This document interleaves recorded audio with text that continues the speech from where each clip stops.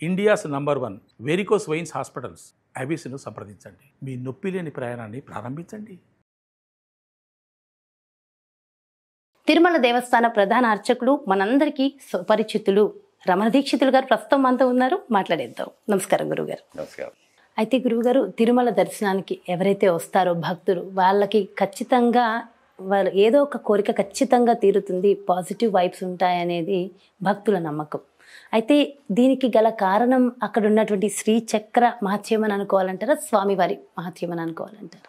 శ్రీచక్రం అనేది కొన్ని అతి పవిత్రమైన అతి శక్తివంతమైన బీజాక్షాల యొక్క ఒక అరేంజ్మెంట్ అన్నది శ్రీచక్రం అనేది. అందులో పర్యావరణ దేవతలు ఉంటారు, ఆవరణ దేవతలు అందరూ ఉంటారు. ఆ ఆవరణ దేవతలంతా కూడా మంత్రపూర్వకంగా కానీ ఆవాహన రూపంలో కానీ అక్కడ ఆవాహన చేసి ప్రతిష్ఠిస్తారు. తర్వాత వారికి పూజలు జరుగుతూ ఉంటాయి. కానీ తిరుమలలో అటువంటి శ్రీచక్రం అనేది లేదు. స్వామివారే అధిదేవతగా అక్కడ నవావరణ దేవతలకు ప్రతిష్ఠించున్నారు. ఇప్పటికీ కూడా వారు అరూపంగా స్వామివారి చుట్టూ ఆవరణల్లో ఉంటారు. అష్టదిక్పాలకులు, నవగ్రహాది దేవతలు మొదలైన విష్ణు స్వరూపాలు వీరందరూ కూడా ఉంటారు. అలాగే విమానంలో దేవతలు ఉంటారు, వీరంతా అరూపంగా ఉంటారు. ప్రతిరోజు స్వామివారికి ఆరాధనలు జరిగినప్పుడు వీరందరికీ కూడా ఉపచారాలు, అర్ఘ్యపాద్య ఆచమనాలు, తర్వాత నివేదనలు అవి కూడా జరుగుతూ ఉంటాయి. ఇవన్నీ కూడా బయట ఎవరికి చెప్పే విషయాలు కావు. కానీ ఇప్పుడు సందర్భం వచ్చింది కాబట్టి చెప్తున్నాం. లోపల స్వామివారి యొక్క పంచబేరాలు, ఇవి కాకుండా పరివార దేవతలు కృష్ణస్వామి ఉన్నారు, రుక్మిణి అమ్మవారు ఉన్నారు, రాముల వారు, సీతమ్మవారు, లక్ష్మణస్వామి ఉన్నారు, శాలిగ్రామమూర్తులు ఉంటాయి, సుదర్శన ఆళ్వారు ఉంటారు. వీరు కాకుండా ఆవరణ దేవతలు, విమాన దేవతలు, వీళ్ళందరికీ కూడా ఉపచారాలు జరపాలి. ఇది ఎప్పుడంటే స్వామివారికి నైవేద్యం జరిగేటప్పుడు జరుగుతుందన్నమాట. అందుకని చాలా కాలం ఎక్కువ పడుతుంది. అది వీళ్ళకి అర్థం కాకుండా 10 నిమిషాల్లో నైవేద్యం అయిపోవాలి, జనం కాచుకొని ఉన్నారు, విఐపీలు కాచుకొని ఉన్నారు, ఇలా చెప్పి ఆ జరగవలసిన కార్యక్రమాన్ని కుదించేయడం వల్ల వారికి ఇవ్వవలసిన ఉపచారాలు మనం ఇవ్వలేకపోతున్నాం. కానీ వేల సంవత్సరాల ముందు మహర్షులు ప్రతిష్ఠించి ఇన్ని వేల సంవత్సరాలుగా వారికి జరిగిన ఉపచారాల వల్ల వారు తృప్తి చెంది ఇప్పటికీ కూడా వచ్చిన భక్తులందరికీ వారి వారి కోరికలను సిద్ధింపజేస్తూ ఉంటారు, అనుగ్రహిస్తూ ఉంటారు. భక్తులు తృప్తి చెందకుండా తను వచ్చి కోరిన కోరిక తీరిపోయింది, సంతోషంగా ఉందామని కాకుండా మరిన్ని కోరికలతో మళ్ళీ మళ్ళీ రావడం, ఇది భౌతికమైన ప్రపంచం పైన ఉన్న ఒక లాలసత్వం. దీనివల్ల కష్టాలు తప్ప మరేం ఉండవు. ఎందుకంటే ఎన్నో వేల కోట్లు ఆర్జించిన వాళ్ళందరూ కూడా ఎవరు సంతోషంగా లేరనేది మనం ఇప్పుడు మన వార్తల్లో చూస్తూనే ఉన్నాం. వారి వారి కష్టాలు వారివి. కానీ వెంకటేశ్వర స్వామి వారు స్వయంభూ మన్వంతరంలో ఒక శుభముహూర్తాన భూలోకంలో అవతరించినప్పుడు బ్రహ్మాది దేవతలకు ఒక మాట ఇస్తున్నారు. నేను ఈ శ్వేతవరాహ కల్పం అయిపోయే వరకు ఈ భూలోకంలోనే, ఈ వెంకటాచల పర్వతాల్లోనే నేను శాశ్వతంగా ఉంటాను. వచ్చిన భక్తులందరినీ అనుగ్రహిస్తూ ఉంటాను. కోట్లాది భక్తులు నా కోసం వస్తుంటారు, వారి కోరికలు చెప్తుంటారు. కానీ వారి కోరికలన్నీ చాలా అల్పమైనవి, భౌతికమైనవి. ఈ భౌతిక ప్రపంచానికి సంబంధించింది ధనము, ఉద్యోగము, సంసారం ఇలాంటివి అడుగుతూ ఉంటారు. అవన్నీ కూడా వాళ్ళకు ఇచ్చేసి వాళ్ళను పంపించేస్తూ ఉంటాను, వాళ్ళని ఉంచుకోను. కానీ కోట్లాదిలో ఒక భక్తుడు వస్తాడు, వాడు నాకు నువ్వే కావాలంటాడు, ఇంకేం వద్దు, నాకు నువ్వు కావాలి చాలు అంటాడు. అటువంటి భక్తుడిని నేను నా పాదాల దగ్గర ఉంచుకొని జీవితాంతం అతన్ని కాపాడి చివరిగా అతన్ని నాలో చేర్చుకుంటాను. అది కాకుండా ఇక్కడ ఈ దేవాలయం అనే పేరులో నేను ఒక భ్రాంతిని కలుగు చేస్తాను, ఒక భ్రమను కలుగు చేస్తాను. It is an illusion. వచ్చిన భక్తులు ఇదే భగవంతుడు అనుకొని ప్రార్థిస్తూ ఉంటారు, కోరికలు కోరుతూ ఉంటారు, వెళ్ళిపోతూ ఉంటారు. కానీ నన్ను కావాలనుకున్న భక్తుడు వచ్చి తను ఈ భ్రమను దాటి చూడగలడు.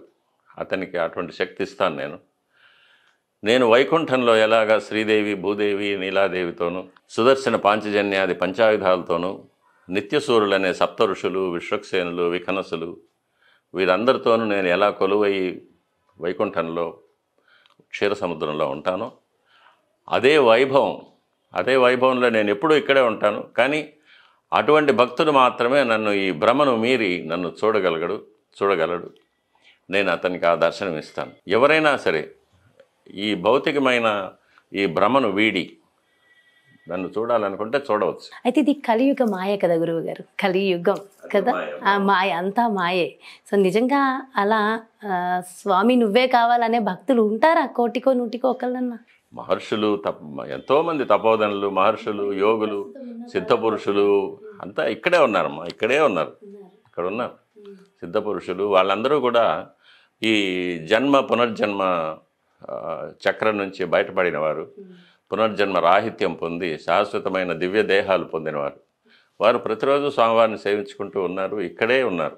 అయితే స్వామివారు ఒకనొక టైంలో మాట్లాడేవారని, ప్రత్యక్షంగా అన్ని విషయాలు చెప్పేవారని, పలానా భక్తులు వస్తున్నారు చూడమని అనేవారని అంటారు. ఇప్పటికీ మాట్లాడతారు. మీరు మాట్లాడిన సందర్భాలు ఉన్నాయి గురువు గారు? మాతో ఒక్క 2 విషయాలు షేర్ చేసుకోరా? పుట్టిన బిడ్డ తల్లితో ఎలా కమ్యూనికేట్ అవుతుంది? మాటలు అక్కర్లేదు, భాష అక్కర్లేదు, వ్యాకరణం అక్కర్లేదు, శబ్దం అక్కర్లేదు. స్వామివారితో మాట్లాడడానికి ఇవన్నీ ఏం అక్కర్లేదమ్మా. ఎందుకంటే ఆయనే అంతరాత్మగా మనలో ఉన్నాడు, మనం విశ్వంలో ఆయనలో ఉన్నాం. కాబట్టి మనం ఆయనలో ఒక భాగం, ఆయన మనలో ఒక భాగం.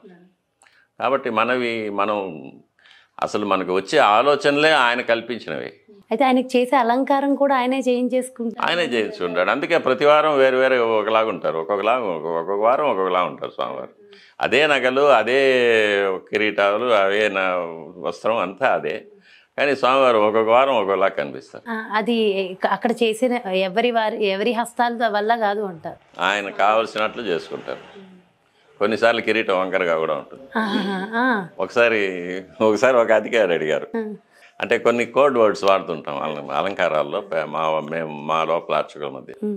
అది తెలుసుకొని స్వామివారి కిరీటం అంటే కుడివైపు వాలితే మహంతు మఠం వైపు వాలింది అంటాము, ఎడమవైపు వాలితే అర్చకుల ఇంటి వైపు వాలింది అంటాము. ఆ రోజు కిరీటం ఎడమ వైపు వాలినుంది. ఆ అధికారి ఎప్పుడు వంకలు పెట్టేవారు అనమాట. ఆయన వచ్చి కిరీటం ఎడమవైపు వాలింది, అర్చకుల ఇంటి వైపు వాలింది అన్నాను. అందుకు నేను చెప్పాను, స్వామివారు ఎప్పుడు కిరీటమే కాదు, స్వామివారు ఎప్పుడు కూడా అర్చకుల వైపే వాలి ఉంటారు అన్నాను. ఎందుకంటే మన తల్లి గారికో తండ్రి గారికో నమస్కారం చేసేటప్పుడు వారు చినిగిన గుడ్డలు కట్టుకొని ఉండొచ్చు, మురికిగా ఉండవచ్చు, కానీ తల్లి తండ్రే కదా, అవన్నీ మనం చూడం కదా. స్వామివారి అమ్మవారి తల్లిగారి నుదుట బొట్టు చెరిగి ఉందనో, పూలు వాడిందనో, చీర చెరిగి ఉందనో చూడం కదా. తల్లి నమస్కారం పెడతాం, పూర్తి భక్తితోనే నమస్కారం పెడతాం, ఆమె ఆశీర్వాదం కోరే నమస్కారం పెడతాం. అట్లాగే స్వామివారిని దర్శించుకున్నప్పుడు ఈ వంకలు ఇవన్నీ చూడకూడదు.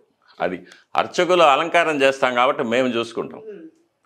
కానీ వచ్చిన అధికారి స్వామివారి దర్శనం కోసం వచ్చినప్పుడు ఇది ఇలా వాలుంది, అలా వాలుంది, నామం సరిగ్గా లేదు అని వంకలు పెట్టడం అనేది చాలా పెద్ద తప్పు, అది అపచారం. ఎందుకంటే స్వామివారి ఆయన చేతుల్లోనే ఉంది కదా.